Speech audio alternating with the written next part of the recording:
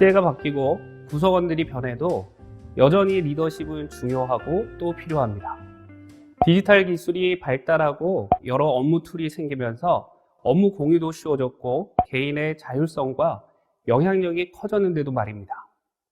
오히려 차라리 리더가 없는 게 낫지 않을까 하는 분들도 계실 텐데요. 그래서 구글에서는 하나의 실험을 했습니다. 정말 리더는 없어도 되는지 말이죠. 2002년 당시 스타트업 수준에서 안착 과정을 거친 구글은 리더는 불필요한 관리자라는 인식이 있었습니다. 그렇게 직원들이 팀장직에 대한 불만이 커져가던 중 과감한 실험을 계획합니다. 바로 개발 조직에서 모든 관리자 역할을 없앤 것인데요. 즉 개별 팀원들이 팀장 없이 직접 임원과 소통하면서 의사결정을 하는 형태로 일하는 방식을 개편해 봤습니다. 처음에는 직원과 경영진 모두 자유롭게 일하는 문화에 크게 만족했지만 어느 정도 시간이 지난 뒤 다시 직원들의 팀장들이 없어도 되는지 물어보니 예상 밖의 대답이 돌아왔습니다. 바로 팀장을 다시 세워달라는 것이었습니다. 왜 그랬을까요? 막상 팀장을 없애니 온갖 승인 요청이 넘쳐났고 팀원들 간의 갈등이 해결되지 않았기 때문입니다. 없어도 좋을 것 같은 팀장의 역할이 필요했던 겁니다. 구성원들은 일에 대한 방향성을 알 수 없어 답답했고 기초적인 문의사항과 의사결정 요구가 넘쳐났습니다. 게다가 모호한 상황이 지속되면서 동료들 간의 갈등은 오히려 증가했습니다. 2008년 또다시 비슷한 실험을 해봤지만 리더는 상당히 중요한 존재라는 사실을 거듭 입증해 주었습니다. 리더십이 꼭 필요한 이유는 우리의 삶에 있어서 꼭 필요한 것이기 때문입니다. 리더십은 반드시 타인에게만 영향을 주는 것이 아닐 뿐더러 집단 생활을 하는 인간들에게는 꼭 필요한 것이기 때문입니다. 인간의 생존과 특성 때문인 것이죠. 그럼 어떤 특성으로 인해서 리더십은 반드시 필요한 것일까요? 인간은 물론 모든 생명체들에게 있어서 생존은 가장 중요합니다. 그리고 그런 본질적인 목적을 가장 효과적으로 달성하도록 도와주는 것이 바로 집단인데요. 인간은 집단을 이용해서 자신보다 훨씬 더 큰 짐승들과 자연 환경을 극복하고 적응해 올 수 있었습니다. 집단의 사람들에게 생존이라는 것은 모두의 과업으로 볼 수 있습니다. 다만 모두의 과업이 되기 위해서는 나도 상대방이 필요하고 상대도 내가 필요하다는 전제가 필요하죠. 다시 말해서 서로 도움을 주고받을 수 있다는 신뢰관계가 출발점이 됩니다. 인간뿐만이 아닌 벌과 개미, 침팬지와 고릴라와 같은 동물들도 집단 생활을 하는 개체이지만 인간처럼 환경 변화에 유연하게 대처하고 다양한 방식으로 정확하고 빠르게 소통하지는 못합니다. 즉, 인간만이 집단을 이루어 유연하게 집단의 과업을 실현할 수 있는 것입니다. 인간 집단의 특징은 다양한 모습의 꿈과 목표를 공유하고 함께 믿게 되면 구체적인 현실로 구현할 수 있다는 것입니다. 바로 이 점이 집단으로서의 특징을 갖추게 되는 것입니다. 지극히 주관적인 것일지라도 내가 믿는 것을 상대방도 믿게 되면 적어도 상호 간에는 객관성을 확보하게 되는 것입니다. 모든 인간은 원하는 목표를 이루는 데 있어서 투입하는 노력과 자원을 최소화하려고 합니다. 가장 적은 노력으로 가장 큰 결과를 기대하는 것은 모든 인간이 지향하는 것이지요. The more, the better, the faster. 이런 슬로건을 들어보신 적이 있나요? 이 말은 고대 도시국가의 형태였던 그리스에서 다양한 집단의 일체감을 조성하기 위해 활용했던 올림픽의 표어인데요. 바로 이런 점이 사회 제도나 과학 기술 등의 모든 문명을 끊임없이 고도화시킨 원동력이 되었습니다. 그리고 어떻게 해야 보다 효과적이고 효율적으로 목표를 달성할 수 있을까? 어떻게 해야 구성원들이 동일한 방향의 목표에 집중하고 공감할 수 있을까? 어떻게 해야 집단 구성원의 갈등을 최소화할 수 있을까? 어떻게 해야 집단 구성원들이 서로 신뢰하고 협동할 수 있을까? 어떻게 해야 집단을 영원히 유지하고 발전시킬 수 있을까? 등의 집단에 대한 진지한 연구도 시행되었죠. 결국 인간은 더 나은 세상에 대한 강한 열망을 품고 스스로 질문을 만들어내고 해답을 찾아가는 과정을 통해서 엄청난 발전을 이룬 셈입니다.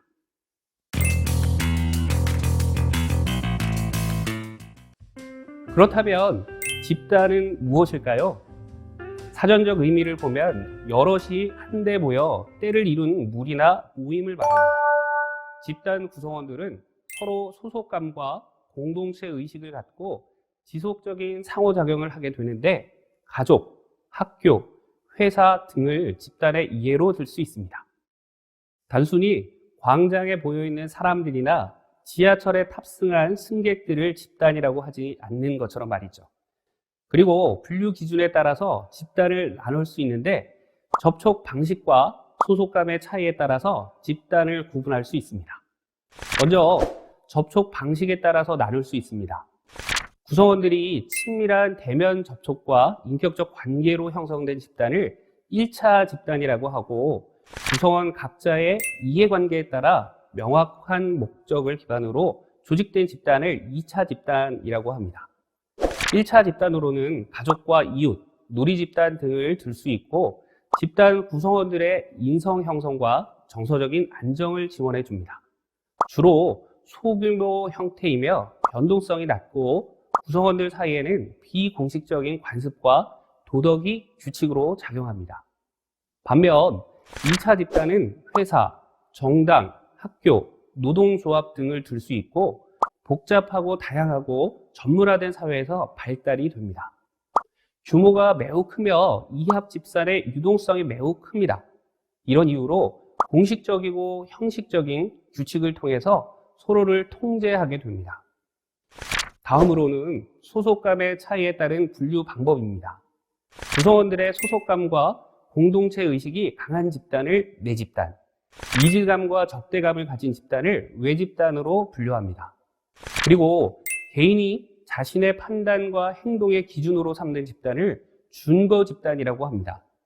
준거 집단은 본인의 소속과 상관없이 구성원이 되길 원하거나 자신의 행동 기준으로 삼고 싶다고 생각하는 기대 집단을 의미하는데요.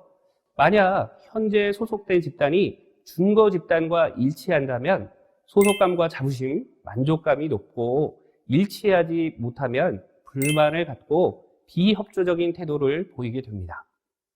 인간은 다양한 사회 집단에 소속되어 있습니다. 이런 관점에서 아리스토텔레스는 인간을 사회적 존재, 정치적 동물이라고 불렀습니다. 바꿔 말하자면 인간이 존재하는 한 집단은 변함없이 계속 존재할 것이란 말이죠. 그 형태와 방식은 미세한 조정이 있더라도 말입니다. 리더십에서 주목해야 할 집단은 목표가 명확한 집단입니다. 목표를 효과적으로 달성하기 위해서 구성원의 지위와 역할을 명확하게 구별하고 상호 공존을 위한 규범이 엄격하게 규정되어 있는 집단, 즉 조직입니다.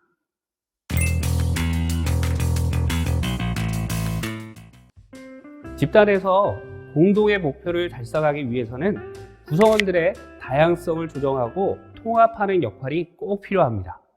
그 역할을 수행하는 사람이 바로 리더인데요. 리더의 역할을 좀 더 자세히 알아볼까요?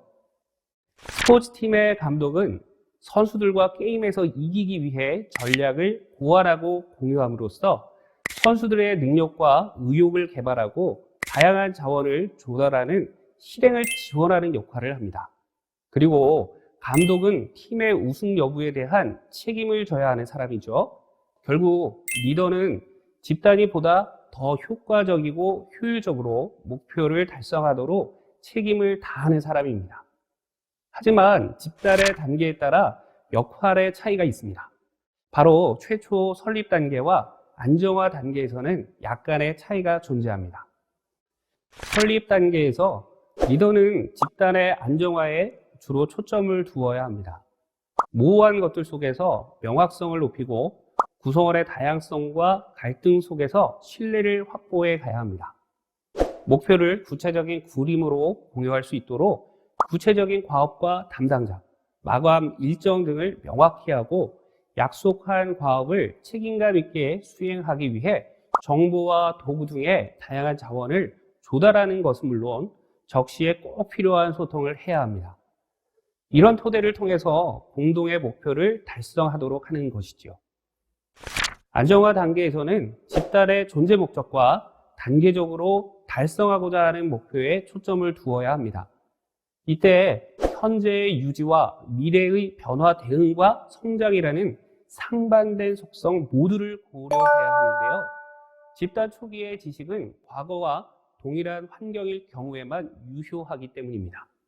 외부 환경은 끊임없이 변화하기 때문에 그 속도와 변화의 규모에 따라 생존하고 유지하기 위한 노력의 크기가 달라지기 마련입니다.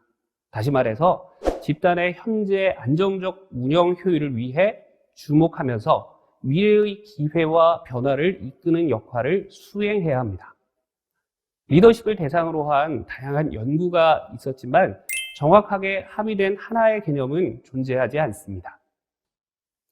그 이유는 다양한 관점과 맥락에 따라 미세한 차이가 있기 때문이고 굳이 동일성을 확보할 필요도 없기 때문이죠. 그럼 어떤 연구가 있었을까요? 초기의 리더십 연구는 리더의 모습, 즉 특질 자체에 주목했고 리더십은 타고난 것이라는 관점에서 접근했습니다.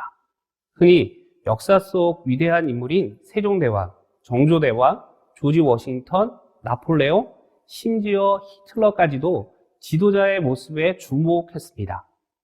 이 관점에 따르면 리더는 육성의 대상이 아니라 선발하는 대상이라는 점에서 비판을 받기도 했었습니다. 이후의 연구는 리더의 개인적 특질이 아닌 훌륭한 리더가 발휘하는 행동에 주목하게 됩니다. 블레이크와 모트는 관리 격자 이론을 통해서 리더의 유형을 구체화했고 과업 중심적 행동과 관계 중심적 행동으로 구분해서 리더의 행동을 어떻게 개발하는 것이 가장 효과적인지 뚜렷하고 체계적인 아이디어를 제시했습니다.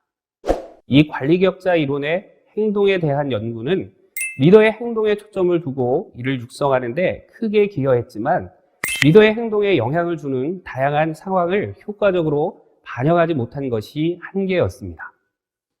리더십 행동 연구에 대한 한계를 극복하기 위해서 이번에는 리더의 행동에 영향을 주는 상황에 대한 연구가 주목을 받게 되었습니다. 피들러라는 학자는 리더와 구성원의 관계, 과업의 구조와 정도, 리더와 포지션 파워 수준에 따라 리더십의 효과가 달라진다고 보았습니다. 그리고 그 이후 켄 브랜사드와 폴 허시는 상황 대응 리더십 이론을 제시했는데요. 이는 관리 격자 이론을 구체화한 것으로 구성원의 역량과 의욕을 고려한 성숙도라는 상황이 중요하다는 점을 명확히 한 이론입니다. 결국 리더가 발휘하는 리더십은 상황에 적합해야 한다는 관점에서 다양한 리더십 스타일 연구로 이어지게 되었습니다. 리더십 연구는 특성, 행동, 상황의 단계를 거치면서 고도화되었고 최근에도 계속해서 다양한 방식의 연구 결과가 제시되고 있습니다. 예를 들면 기존의 거래적 관계가 아닌 강한 일체감과 적극적 동기유발을 위한 변혁적 리더십, 군림하는 리더가 아닌 섬김을 강조한 서번트 리더십, 리더의 지도 없이 구성원 스스로 목표를 달성할 수 있다는 리더십 대체 이론 등을 들 수 있습니다. 하지만 무엇보다 실증 연구를 토대로 학술 연구에 가장 많이 인용되고 있는 결과물은 프레스와 포스너가 연구한 리더십 챌린지입니다. 이 연구를 통해서 훌륭한 리더십을 발휘하는 5가지 공통 특성을 다음과 같이 밝혔습니다. 리더는 자신의 가치와 원칙을 명확히 한다. 비전으로 구성원들의 가슴을 뛰게 한다. 구성원들이 새로움에 도전하도록 격려한다. 구성원들의 행동을 이끌어내어 스스로 행동하게 만든다. 구성원들의 열정이 우러나게 한다. 리더십 연구는 오랜 시간에 걸쳐서 고도화되었습니다. 리더가 발휘하는 영향력을 극대화하기 위해서 핵심 영향 요인을 명확히 규명하면서 다양한 맥락적 변수들을 모두 반영하기 어려웠기 때문입니다. 시간이 흐르고 계속해서 리더십 연구가 진행되어 왔지만 그럼에도 여전히 모든 상황에 유효하게 적용할 수 있는 리더십을 이야기하기는 곤란합니다. 왜냐하면 여전히 다양한 상황과 예전부터 이어져 오는 관례라는 변함없는 영향 관계 때문입니다. 다양한 연구 속에서 말하고 있는 리더십의 공통점은 집단의 목표 달성 과정에 리더가 발휘하는 영향력입니다. 그리고 이것은 누구나 개발이 가능하고 발휘할 수 있습니다. 즉, 리더십은 집단의 목표 달성 과정에서 리더가 발휘하는 영향력이라고 할 수 있습니다. 하지만 영향력을 행사하는 대상을 구성원에만 국한시키는 것은 바람직하지 못합니다. 이는 리더십을 공식적인 지위와 역할로 전제한 것이기 때문이죠. 바꿔서 말하면 리더가 발휘하는 영향력만이 리더십으로 오해할 수 있습니다. 따라서 리더십은 다양한 이해관계자의 영향력을 행사하는 것으로 초점을 두어야 합니다. 집단이 지향하는 목표와 가치는 다양하지만 집단의 존재 이유는 주로 고객입니다. 고객의 관심사를 해결하고 구체적인 가치를 제공하기 위해 설명하고 설득하는 과정도 영향력은 꼭 필요합니다. 그리고 큰 집단에 속해 있는 팀이나 파트라면 상위 조직이나 협업 부서의 파트너들에게도 긍정적 영향력을 행사해야 합니다. 최근 확대된 공동체와 집단은 환경, 안전, 그리고 거버넌스에 대한 ESG를 강조합니다. 집단 외부의 영향력을 행사하는 공공기관과 NGO, 여론 등의 다양한 집단에도 영향력 행사는 꼭 필요합니다. 이렇듯 리더십은 리더와 구성원 사이에만 발휘되는 것은 아닙니다.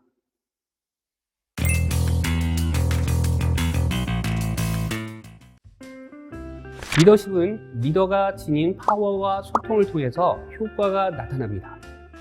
리더십은 리더가 가진 파워에서 시작합니다. 리더는 공식적인 지위가 갖는 직위상의 파워와 개인적인 파워를 갖습니다. 공식적 집단은 공통의 목표를 효과적으로 달성하기 위해서 명확한 조직의 구조를 갖춥니다. 특히 리더와 구성원의 지위를 명확히 하기 때문에 리더는 공식적인 파워를 갖고 영향력을 행사할 수 있습니다. 이처럼 리더가 행사하는 영향력의 원천은 직위에서 유래하는 것이 가장 전통적입니다. 또한 리더는 개인적 측면의 파워도 갖고 있습니다. 예를 들면 팀 구성원보다 해당 분야에 탁월한 전문성과 경험을 보유한 경우가 그렇다고 할 수 있습니다.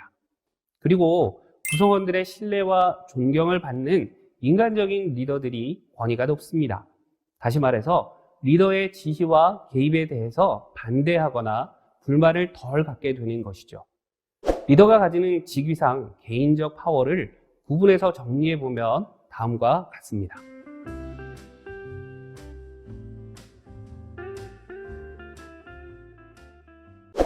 리더십의 효과성은 소통 스킬이 변수로 작용합니다. 리더십은 이해관계자의 행동에 미치는 영향력인 만큼 리더의 관점보다는 상대방이 인식하고 느끼는 것이 훨씬 중요합니다. 정리하면 리더가 보유하고 있는 파워가 높더라도 리더의 소통 스킬에 따라 이해관계자의 행동에 미치는 영향력은 다르게 되는 것이죠.